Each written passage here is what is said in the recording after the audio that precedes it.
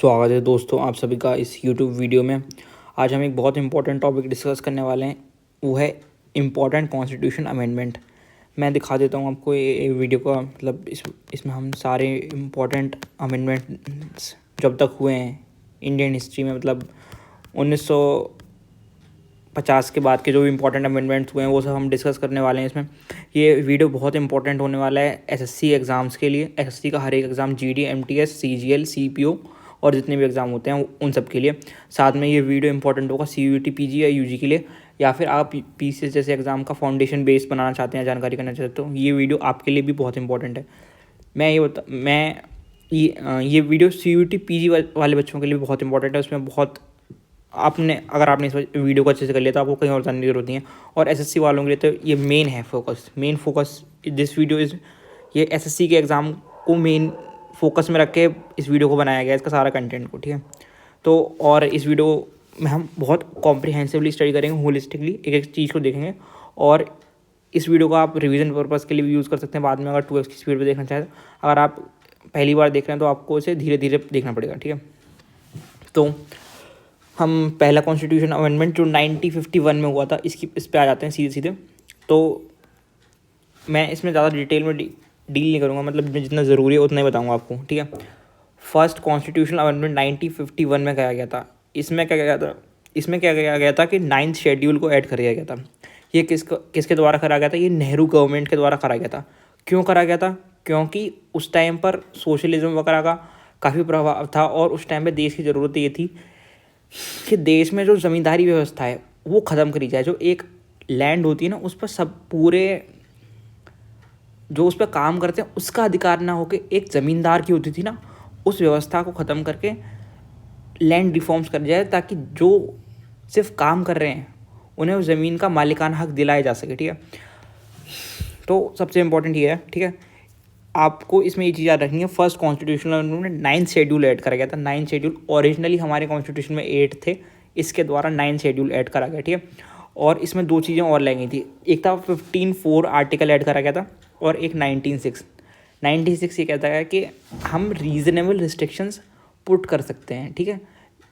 जैसे आर्टिकल 19 क्या कहता है ना, फ्रीडम ऑफ एक्सप्रेशन वगैरह इन सब की बात करता है वो, तो वो बहुत वेग है, और वो उसको थोड़ा कर्व करने के लिए, मतलब गवर्नमेंट की पॉलिसीज़ को इम्प्लीमेंट करने के लिए रीज़नेबल रिस्ट्रिक्शंस लगाई जा सकें।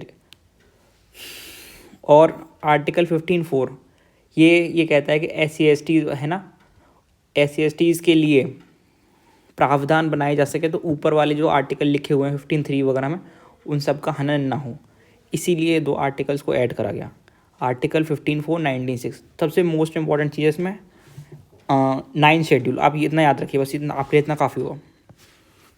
मैं एक दो चीज़ें और इसमें ऐड करना चाहूँगा। उस टाइम पर ना दो इम्पॉर्टेंट केस हुए थे उससे पहले। एक तो AK गोपालन केस, इसके बारे में डिस्कस करना चाहूँगा, स्टेट ऑफ मद्रास, जिसमें AK गोपालन जो एक कम्युनिस्ट थे उन्हें डिटेन कर लिया गया था। फिर जो वो कोर्ट में जाते हैं तो वो कहते हैं कि हमने आपको इस बेस आगे गवर्नमेंट ने मेरे अधिकारों का हनन करा है और मुझे ऐसे डिटेन नहीं कर सकते। तो कोर्ट ये कहता है कि हाँ, इंडिया में हम प्रोसीजर इस्टेब्लिश्ड बाय लॉ मानेंगे, ठीक है। दो तरीके के प्रोसीजर्स होते हैं, अभी बताऊंगा इस बारे में। कोर्ट ये कहता है कि प्रोसीजर और इस्टेब्लिश्ड बाय लॉ मानेंगे। आपका जो AK गोपालन, ये एक कम्युनिस्ट लीडर थे जो मैगज़ीन निकाल लेते, वो काफ़ी गवर्नमेंट की बुराई कर रही थी, तो नेहरू जी ने क्या करा, इन्हें डिटेन कर लिया था। फिर ये कोर्ट में गए, कोर्ट में कहा कि मेरा डिटेंशन गलत है। कोर्ट ने कहा कि नहीं, आपका डिटेंशन गलत नहीं है, जो भी प्रोसीजर इस्टेब्लिश बाय लॉ है उसके द्वारा आपका डिटेंशन करा गया तो सही है, ठीक है। तो दो चीज़ें होती हैं, मैं बताता हूँ। एक होता है ड्यू प्रोसेस ऑफ लॉ और एक होता है procedure establish by law. Due process of law में क्या होता है कि जो कोर्ट है ना, वो इसके अंदर भी देखता है कि कोर्ट इसके अंदर, मतलब लॉ के अंदर भी देखता है कि क्या आपने सही चीज़ इम्प्लीमेंट कर रही है गवर्नमेंट या नहीं कर रही है। जैसे अभी गवर्नमेंट ने कोई बिल पास कर दिया, ठीक है, तो ड्यू प्रोसेस ऑफ लॉ में देखेगा कि गवर्नमेंट ने जो बिल पास करा है उसके अंदर क्या है। ड्यू प्रोसेस ऑफ लॉ में ये देखेंगे कि क्या है, पर प्रोसीजर एस्टैब्लिश बाय लॉ में ये नहीं देखेंगे। कि उसके अंदर क्या है। जो प्रोसीजर इस्टेब्लिश बाय लॉ ये जापान से लिया गया है, और ड्यू प्रोसेस ऑफ लॉ ये अमेरिका और यूएसए का कॉन्सेप्ट है। बाद में आगे चल के कोर्ट ने इंडिया में भी ड्यू प्रोसेस ऑफ लॉ लगा दिया। एक केस और आ जाता है, मैं चाहूँगा कि आप ये दोनों केस का ध्यान रखें। शंकरी प्रसाद केस, ठीक है, इसमें गवर्नमेंट ने कहा था कि parliament can amend the constitution and constitution amendment will be not considered as law. आप ये दो पॉइंटों को याद रखें। एक है गोपालन केस, शंकरी प्रसाद केस, ये दो केस को याद रखें, और फर्स्ट इंपॉर्टेंट अमेंडमेंट है, इसको याद रखें, ठीक है। सेकेंड कॉन्स्टिट्यूशनल अमेंडमेंट एक्ट, इसमें क्या करा गया कि सरकार ने जो ओरिजिनल कॉन्स्टिट्यूशन क्रिएट हुआ था उसमें ये था कि 5 लाख से 7 लाख के बीच में आबादी रह रही है, उसका एक रिप्रेजेंटेटिव होगा पार्लियामेंट में। तो उसमें क्या था कि सीट वगैरह बंटवाना, मतलब डिलिमिटेशन में दिक्कत आ रही थी।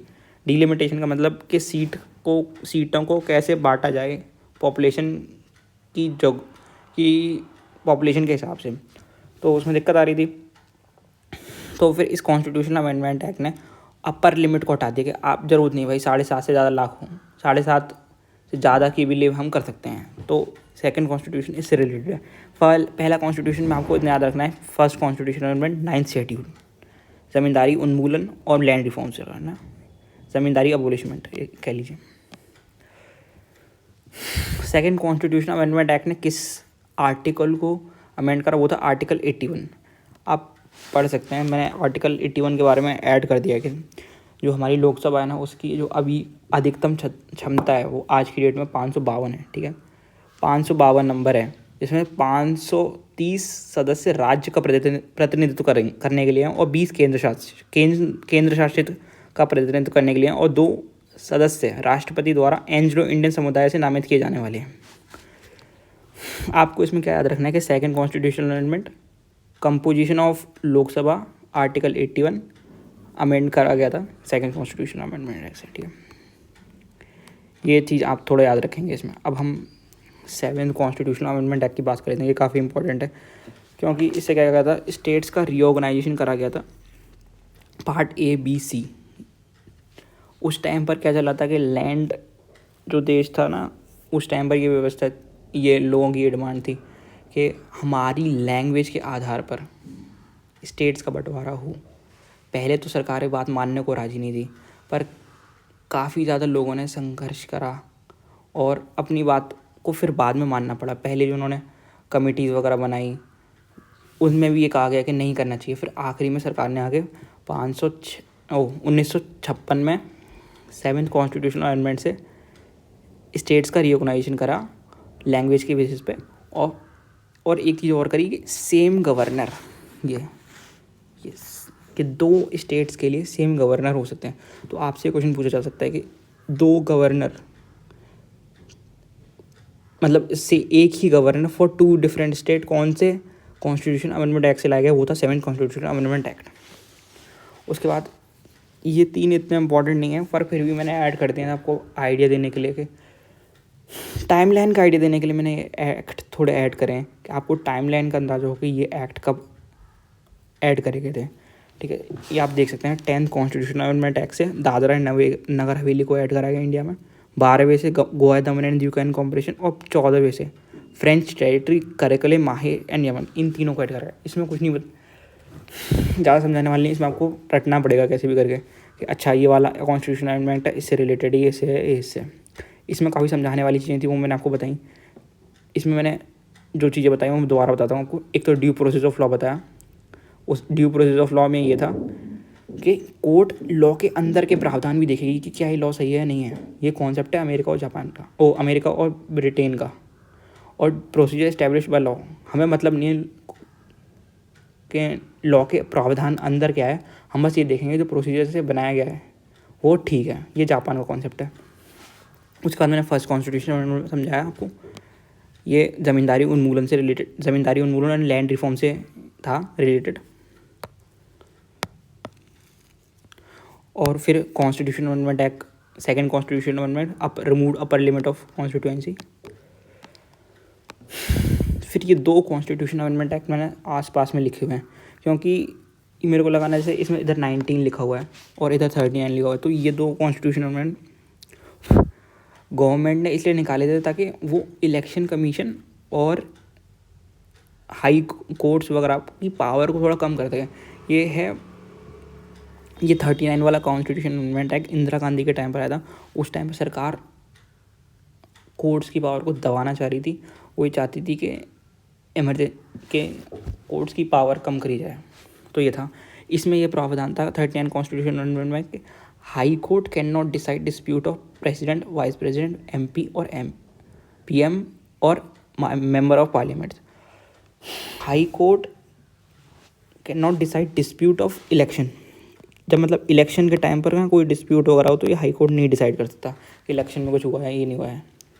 और 19 कॉन्स्टिट्यूशन अमेंडमेंट एक्ट में क्या था, इसमें ये था was amended to clarify the duties of election commission. ठीक है, इसमें ये प्रावधान करा गया कि इलेक्शन कमीशन ये डिसाइड नहीं कर सकता कि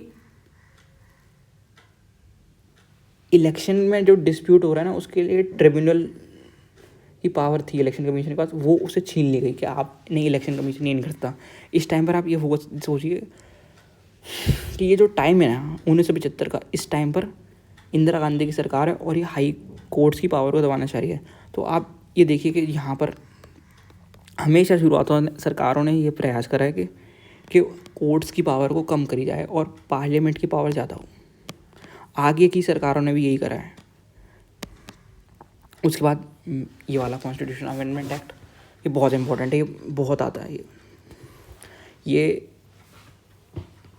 आपको मॉक में देखने को मिल जाएगा, ऑल बोर्ड टेक्स्ट बुक किसी के भी मॉक आपको मिलेगा। लैंग्वेज अमेंडमेंट सारे इंपॉर्टेंट है, इसमें कुछ समझाने वाला ज़्यादा है नहीं है। आपको रटना पड़ेगा कि जो 21st कॉन्स्टिट्यूशन अमेंडमेंट एक्ट था उसके द्वारा सिंधी लैंग्वेज को ऐड करा गया। या आप ऐसे याद कर लीजिए, अपने आप से कोई निमोनिक बना के रख रही वैसे तो आपको पता होना चाहिए, सीधी बात है।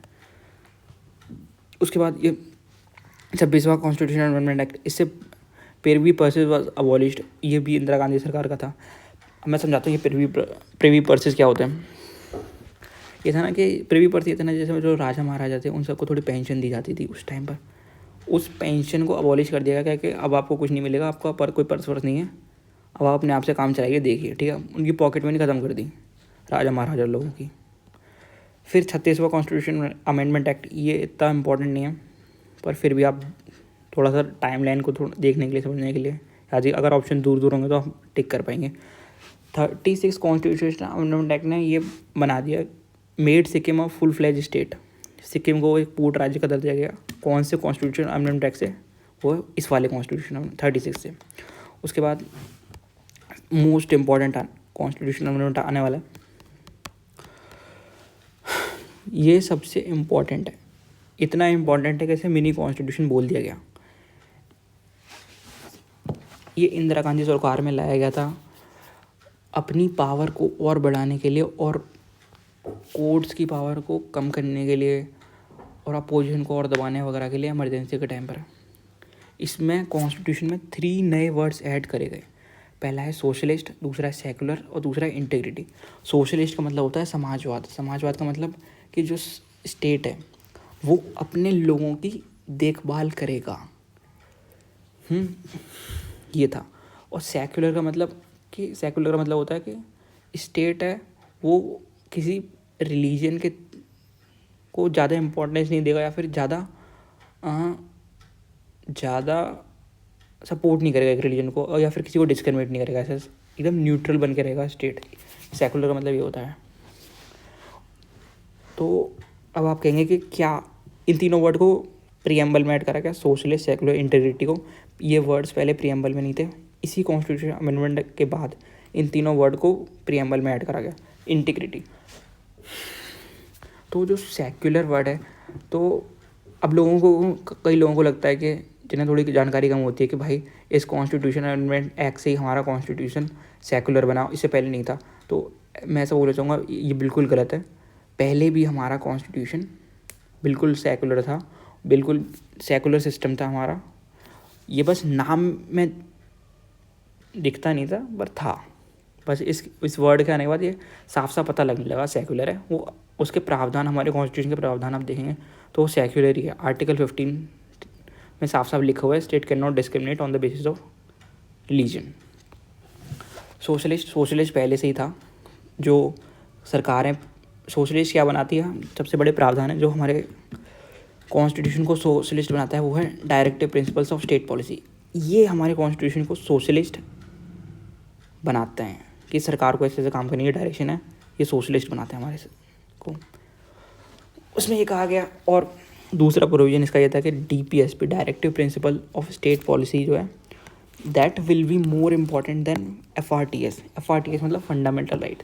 इसमें यह है कि state can curb the fundamental right of its citizen to implement DPSP इसका को रियलिटी देने के लिए, मतलब उन्हें और लगा, मतलब DPSP को रियलिस्टिक बनाने के लिए FRTS को कर्व करा जा सकता है। DPSP is more important than FRTS, ये था। ये अभी आपको थोड़ा अपने आप से याद करने के लिए थोड़ा मेहनत करना पड़ेगा। 3 नए DPSPs ऐड करे गए। पहला था 39 है, 43 है, 48 है। इसमें क्या कहा गया कि equal justice and free legal aid ये प्रोवाइड करा जाएगा, participation of worker in management, और तीसरा है improve forest and wild life. मेरे ख्याल से participation of worker in management को इसलिए ऐड करा गया होगा ताकि वर्कर्स, जैसे कोई भी फैक्ट्री वगैरह का गवर्नमेंट कंट्रोल लेना चाहते हैं उसे आराम से ले सके, इसलिए पार्टिसिपेशन ऑफ वर्कर्स के नाम पे। इस टाइम पर हम देखते हैं 1969 में नेशनलाइजेशन भी करा गया काफ़ी सारी बैंक्स का। तो सरकार सोशलिस्ट बहुत ज़्यादा बनना चाह रही थी उस टाइम, सोशलिस्ट स्ट्रक्चर को बहुत ज़्यादा इम्प्लीमेंट करना चाह रही थी। उसके बाद उसने ये करा कि education, forest, wildlife, administration of justice and weights and measures, ये 5 टॉपिक पहले स्टेट लिस्ट में थे, इन्हें स्टेट लिस्ट से हटाकर कंकरेंट लिस्ट में डाल दिया गया। यही कॉन्स्टिट्यूशन अमेंडमेंट, मतलब 42nd कॉन्स्टिट्यूशन अमेंडमेंट ही था जिसके द्वारा 10 न्यू फंडामेंटल ड्यूटीज़ को ऐड करा गया, जिन्हें आर्टिकल 51A में रखा गया। अब आपसे ये सवाल पूछेगा कि ये कौन सी कमेटी की रिकमेंडेशन पर करा गया, तो इसका आंसर है सोरेनसन कमेटी। ये मेरे एक बहुत इंपॉर्टेंट क्वेश्चन है, ये वाला, ठीक है, ये वाला भी। उसके बाद इसमें कहा गया कि पार्लियामेंट का जो मतलब लोकसभा और स्टेट लेजिस्लेटिव असेंबलीज का जो टेन्योर है उसे भी 1 साल से बढ़ा दिया गया, जो 5 से होकर 6 कर दिया गया। और इसमें 1-2 प्रावधान और थे, उसके बारे में बात कर लेते हैं। प्रेसिडेंट को है ना, उसे बाउंड कर दिया गया कि आपको कैबिनेट के एडवाइस को मानना ही पड़ेगा, आप रिटर्न नहीं कर सकते, एक ये प्रावधान था। और एक आर्टिकल 239A, इसमें यह था कि स्पेशल पावर्स दी गई लोकसभा स्पीकर और PM को।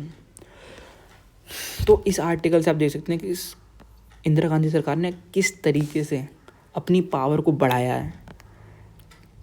ये DPSP को और ताकतवर इसलिए बनाया गया कि वो सरकार के मन में, मतलब जो मन चाहे वो कर सके, उन्हें नेशनल इंटरेस्ट या नेशनल पॉलिसीज़ का नाम देके जो जिसे मन में आए वो कर सके, जहाँ मन में आए उसका फंडामेंटल राइट्स का हनन कर सके। इसलिए इंदिरा गांधी सरकार ने ऐसा करा, अपनी पावर को बढ़ाया, वहाँ पावर को बढ़ाया, अपना टेन्योर भी 1 साल बढ़ा दिया। उसके बाद फंडामेंटल ड्यूटीज़, ये बहुत इंपॉर्टेंट पॉइंट है। ये 3 कौन से वर्ड ऐड करेगा, ये भी बहुत इंपॉर्टेंट पॉइंट, आप इसे मिस नहीं कर सकते। ठीक है, अब आप ये सवाल आते हैं ना कि आप कंफ्यूज हो सकते हैं कि थोड़ा भाई इतना तो बहुत फैक्ट लोडेड हो गई चीज़ें, आपको रिवीजन करने में भी थोड़ा टाइम, तो आप इसमें एक लॉजिक ये बना सकते हैं कि सरकार जहाँ अपनी पावर बढ़ा रही है वो इस वाले अमेंडमेंट एक्ट से करा गया। उसके बाद इंदिरा गांधी की सरकार जाती है, जनता गवर्नमेंट की सरकार आती है, उसने क्या करा, restoration of jurisdiction of SC and SCs, supreme court and high court और पावर, सुप्रीम कोर्ट की पावर को जो इंदिरा गांधी सरकार ने काम करा था उसका अपोजिट जनता गवर्नमेंट काम करती है और 43rd अमेंडमेंट से ये लाती है। उसके बाद 44 अमेंडमेंट आता है 1978, ये मैंने 1 7 ज़्यादा बना दिया।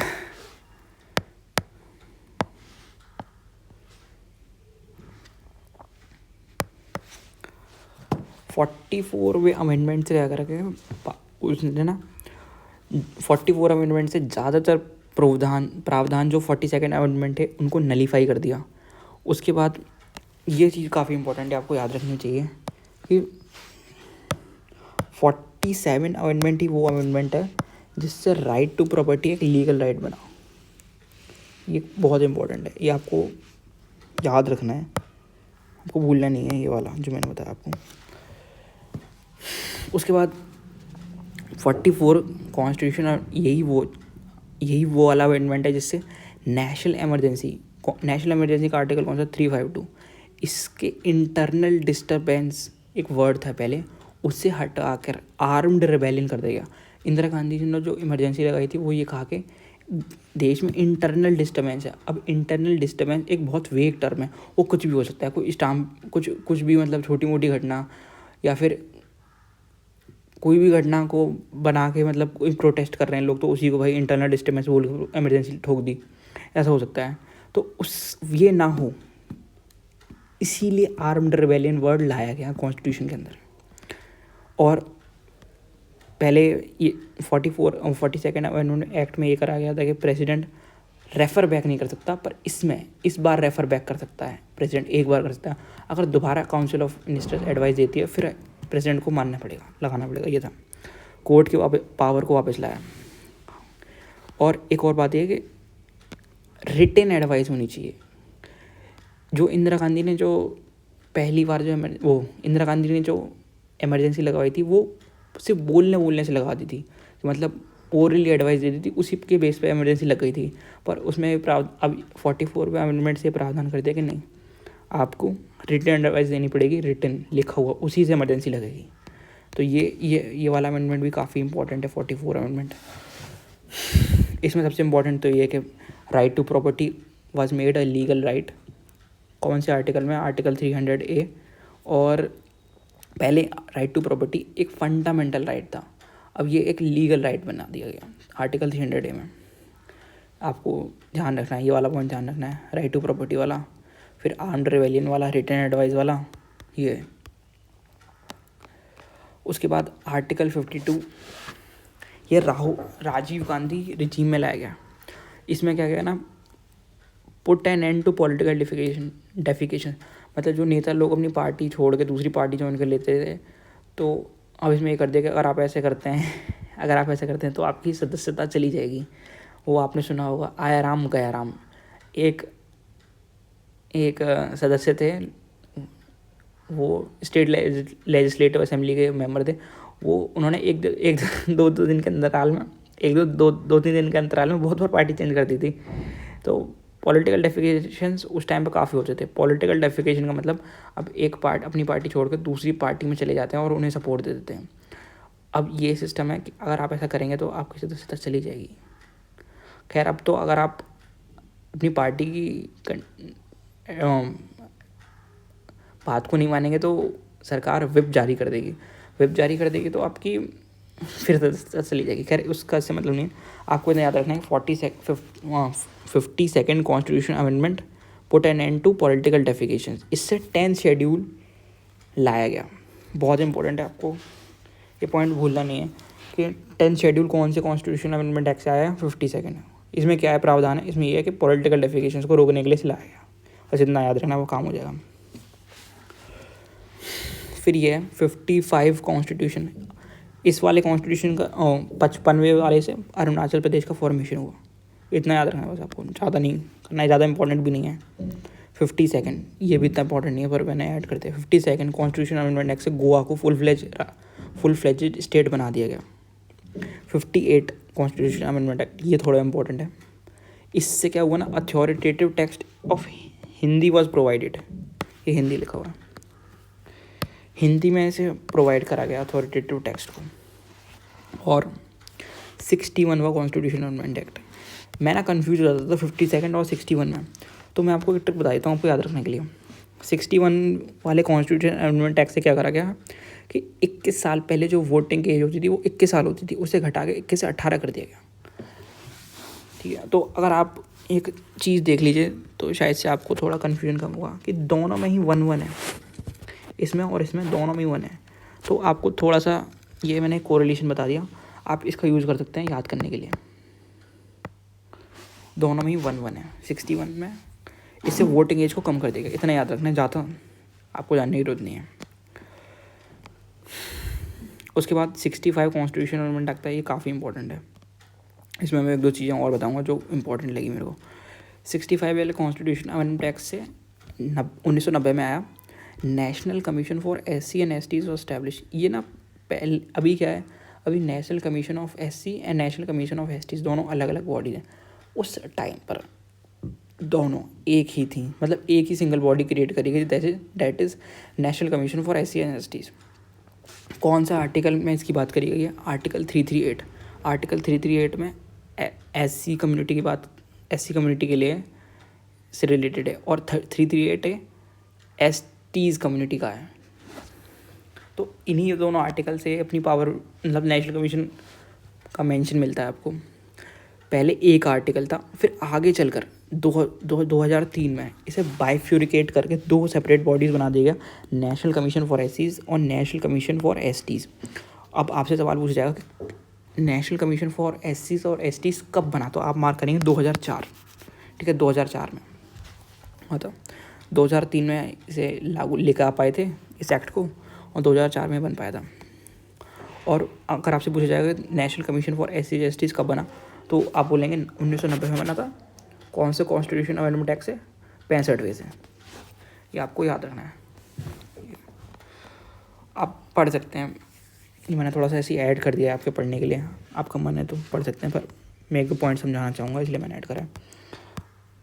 पहला तो, एक सेकेंड, क्या हो गया ये?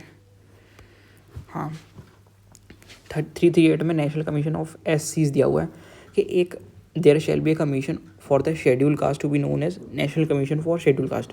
इसमें एक कमीशन होना चाहिए national commission for schedule caste. उसके बाद इसके मेंबर्स देख लीजिए आप, इसमें एक चेयरमैन होना चाहिए, वाइस चेयरपर्सन होना चाहिए, and other member of the commission shall be appointed by the president bye warrant under his hand and seal. ये इतना इंपॉर्टेंट नहीं है, पर फिर भी आप थोड़ा देख लीजिए, आपको याद रखें कि अच्छा, एक नेशनल कमीशन फॉर SCs करके भी कुछ होता है, और उसका आर्टिकल 338 है। उसका अमेंडमेंट कौन सा था? 65 था, जो सिंगल बॉडी बनी थी। बाइफ्यूरिकेट कब गया? 2004 में करा गया, 2003 में करा गया, फिर 2002 में बना, वो 2004 में बना। तो आप ये थोड़ा सा इसे देख लीजिए अगर। फिर उसके बाद एक ही वाला अमेंडमेंट है, वो है 69 कॉन्स्टिट्यूशन अमेंडमेंट। ये कर रहा है ना, provide national capital designation to Delhi. पहले दिल्ली को नेशनल कैपिटल टेरिटरी डेजिग्नेशन दिया गया था, नहीं था। 69 कॉन्स्टिट्यूशन अमेंडमेंट एक्ट से इसे ये मिला। इसका एक काउंसिल ऑफ मिनिस्टर और लेजिस्लेटिव असेंबली भी दिल्ली को इसी से मिली। उसके बाद 70th कॉन्स्टिट्यूशन अमेंडमेंट एक्ट, इससे आर्टिकल 54 को अमेंडमेंट करेगा। आर्टिकल 54 में क्या है? Manner of election of president. वो 55 में है, ये भी इलेक्शन से रिलेटेड है। इलेक्टरल कॉलेज वाला आर्टिकल हो जाता है 54। आर्टिकल 54 में included Delhi and Pondicherry in electoral college of president. 70वें कॉन्स्टिट्यूशन अमेंडमेंट एक्ट से दिल्ली और पौंडीचेरी के जो मेंबर थे उन्हें प्रेसिडेंट के इलेक्टोरल कॉलेज में, ताकि वो भी वोट दे सकें, ऐड करा गया। इसके आर्टिकल से वो इतने इंपॉर्टेंट नहीं है, वो सब छोड़ दीजिए, ठीक है। फिर अगला है हमारे पास लैंग्वेज अमेंडमेंट। लैंग्वेज अमेंडमेंट सारे इंपॉर्टेंट है, लैंग्वेज अमेंडमेंट आपको कोई समझ नहीं करना है। 71वां लैंग्वेज अमेंडमेंट है, ठीक है। It added Manipuri, Konkani and Nepali in 8th schedule. 8th schedule में से ऐड करा गया इन तीनों लैंग्वेज को। आपको ये तीनों लैंग्वेज याद रखनी है, 8th शेड्यूल याद रखना है, लैंग्वेज वाला शेड्यूल है वो, ये आपको भूलना नहीं है, ये बहुत इंपॉर्टेंट है 71 में कॉन्स्टिट्यूशन अमेंडमेंट एक्ट। उसके बाद 73rd, भाई ये तो अल्ट्रा इम्पॉर्टेंट है, अल्ट्रा इम्पॉर्टेंट। कौन से कॉन्स्टिट्यूशन अमेंडमेंट से एक्ट से पंचायती राज इंस्टीट्यूशंस को संवैधानिक दर्जा, कॉन्स्टिट्यूशनल स्टेटस दिया गया, वो था 73rd कॉन्स्टिट्यूशन अमेंडमेंट एक्ट। ऐसा म्यूनिसिपैलिटीज़ को कॉन्स्टिट्यूशनल स्टेटस कौन से म्यूनसिपालिटीज़ को कॉन्स्टिट्यूशनल स्टेटस कौन से कॉन्स्टिट्यूशन अमेंडमेंट एक्ट से दिया गया, वो था 74। ये आपको भूलना नहीं है, दोनों तो आपको बाय हार्ट याद होनी चाहिए।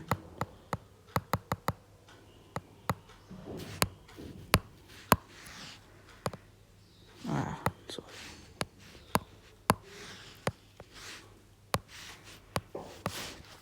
उसके बाद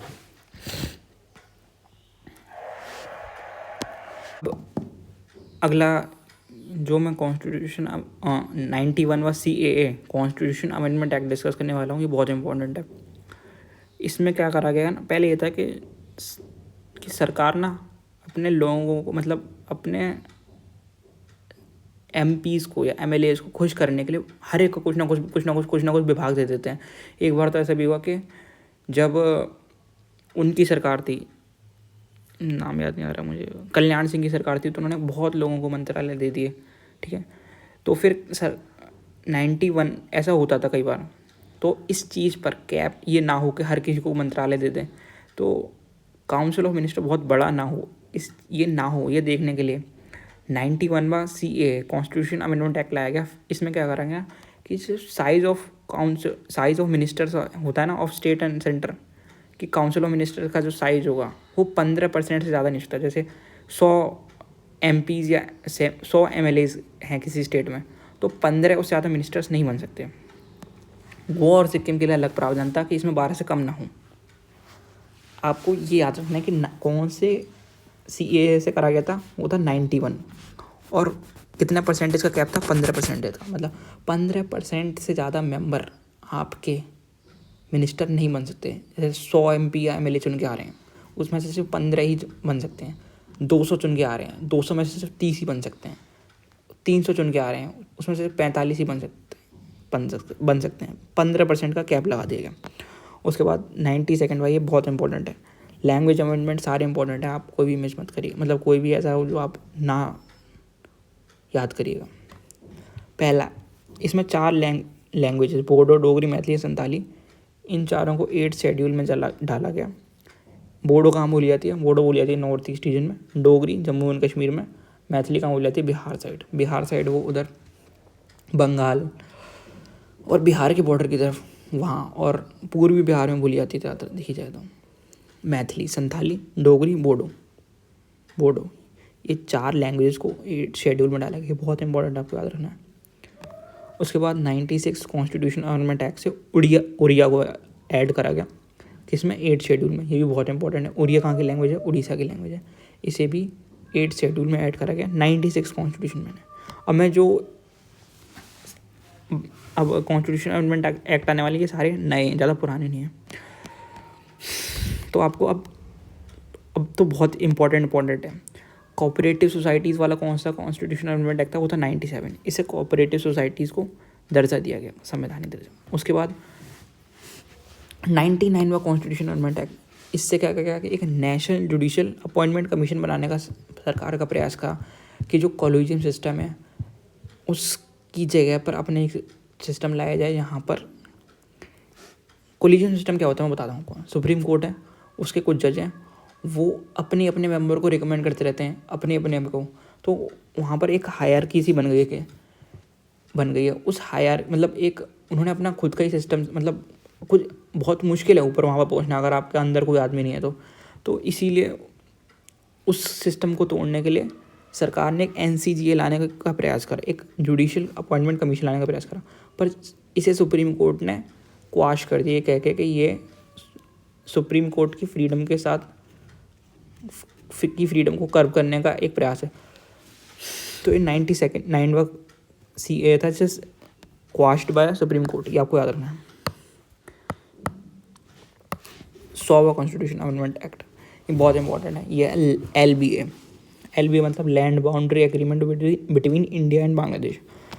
कुछ बाउंड्री रिलेटेड प्रॉब्लम्स को सॉल्व करने के लिए इंडिया ने अपने 51 एनक्लेव्स को लेता है, और बांग्लादेश, मैं आपको दोबारा बताता हूँ, इसमें था एक लैंड बाउंड्री एग्रीमेंट हुआ था इंडिया और बांग्लादेश के बीच में, जिसमें इंडिया ने अपने 111 एनक्लेव बांग्लादेश को दे दिए, और बांग्लादेश ने 51 एनक्लेव दे दिया, मतलब इंडिया को कम एरिया मिला था, जबकि दिया इंडिया ने ज़्यादा। ये था 100वां कॉन्स्टिट्यूशन अमेंडमेंट एक्ट। इसमें कुछ 6-7 किलोमीटर की बाउंड्री इधर उधर हुई थी, बाउंड्री डिफाइन। इसमें 4 स्टेट्स अफेक्ट हुए थे, एक वेस्ट बंगाल था, एक त्रिपुरा था, एक असम था और एक मेघालय था। और आप सर्च कर सकते हैं इसके बारे में अच्छे से, और आपको डिटेल में जानना है, पर इतना ज़रूरत नहीं है। बस आप इतना याद रखिए कि लैंड बाउंड्री एग्रीमेंट से कौन सा कॉन्स्टिट्यूशन अमेंडमेंट एक्ट रिलेटेड है, वो है 100वां। आप इतना याद रख लेंगे, आपका काम हो जाएगा। उसके बाद ये वाला अमेंडमेंट एक्ट काफ़ी इंपॉर्टेंट है, वो है 101। वो किससे रिलेटेड है? जीएसटी से रिलेटेड है। कब आया? 2016 में आया। इसमें आपको 2 चीज़ें याद रखने को, 3 चीज़ें याद रखने को बोलूँगा, जो आप ना भूलें प्लीज़ से।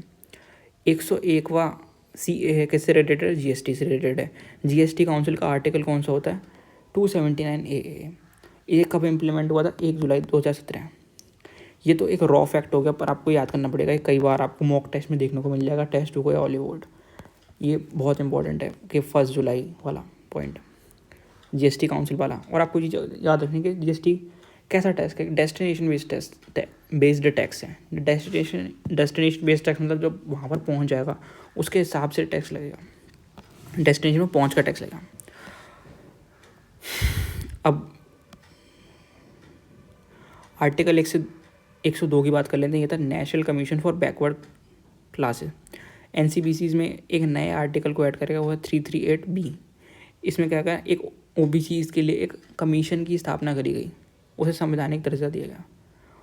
आर्टिकल कौन सा ऐड हुआ? 338। आपको याद रखना है, 102 आर्टिकल NCBC। उसके बाद आर्टिकल 103 किससे रिलेटेड है? EWS के रिजर्वेशन से रिलेटेड है। आर्टिकल 103 आर्टिकल बोलो सॉरी 103वां कॉन्स्टिट्यूशन अमेंडमेंट एक्ट से ही EWS को के रिजर्वेशन को संवैधानिक मान्यता मिली। आपको ये याद रखना पड़ेगा, मैं इसमें कुछ नहीं कर सकता। 103वां EWS से रिलेटेड है, आपको बस इतना याद रखना, ज़्यादा नहीं याद रखने को बोल रहा मैं। 104वां किससे रिलेटेड है? ये एंग्लो इंडियन से रिलेटेड है। इसमें क्या करा था? एंग्लो इंडियंस की जो सीट रिजर्व होती थी पार्लियामेंट में, उसे हटा दिया गया। अब उनकी सीट रिजर्व नहीं होती, पहले होती थी। रिजर्व क्या नॉमिनेटेड करते थे, अब नहीं होते। वो कौन सा आर्टिकल? 104 है।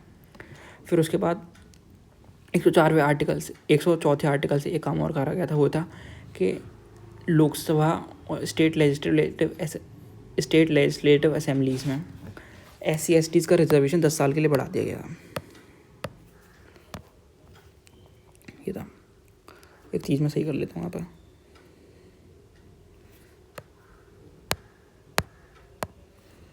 ये स्टेट लेजिस्लेटिव असेंबलीज़ हैं। स्टेट लेजिस्लेटिव असेंबलीज़ में SC/STs के रिजर्वेशन को 10 साल के लिए बढ़ा दिया गया। उसके बाद 105वां CAA, इससे क्या करा गया था? इससे स्टेट गवर्नमेंट को पावर दे दी गई कि आप भी बैकवर्ड क्लासेस का कैटेगराइजेशन वगैरह कर सकते हैं। SEBCs को फॉर्मेशन, ये आपको याद करना पड़ेगा कि 105वें आर्टिकल से स्टेट गवर्नमेंट के पास एक पावर आ गई कि वो आइडेंटिफाई कर सकती है बैकवर्ड क्लासेस को। और फिर 106 CAA, ये बहुत इंपॉर्टेंट है क्योंकि इसी की वजह से वुमेन्स को 1/3 रिजर्वेशन मिला। रिजर्वेशन कहाँ मिला? Lok Sabha and state legislative assemblies में। ये सारे इम्पॉर्टेंट हैं, इसमें से कोई भी ऐसा नहीं है जो इम्पोर्टेंट नहीं है। आप इसकी प्रैक्टिस कहाँ से कर सकते हैं? आप इसकी प्रैक्टिस टेक्स्ट बुक वगैरह पर आपको कर सकते हैं। आपको अगर वहाँ इसका कोई वगैरह मिल जाए तो। मैं तभी एक बार आपको सबसे इम्पोर्टेंट बता देता हूँ। एक सबसे इम्पोर्टेंट तो ये है 42nd कॉन्स्टिट्यूशन अमेंडमेंट, ये बहुत इंपॉर्टेंट है, आप मिस नहीं कर सकते। उसके बाद ये 44, ये बहुत इंपॉर्टेंट है। पहला तो इम्पोर्टेंट है ही, पहला इंपॉर्टेंट है, 100वां इंपॉर्टेंट है। मतलब मैंने डिस्कस करा है ना जिन को, वो सब इंपॉर्टेंट है। आप कोई सा मिस मत करना, आप मिस करेंगे तो आप ही लॉस में जाएंगे। कभी भी पूछा जाता है, हर एग्ज़ाम के रिलेटेड है जो ऊपर मेंशन करें। इस वीडियो का यूज़ आप रिवीजन के लिए कर सकते हैं। हो सकता है इस वीडियो को आपको 2 बार देखना पड़े, आपको ये याद है जल्दी नहीं होने वाला, मुझे भी जल्दी याद नहीं होगा।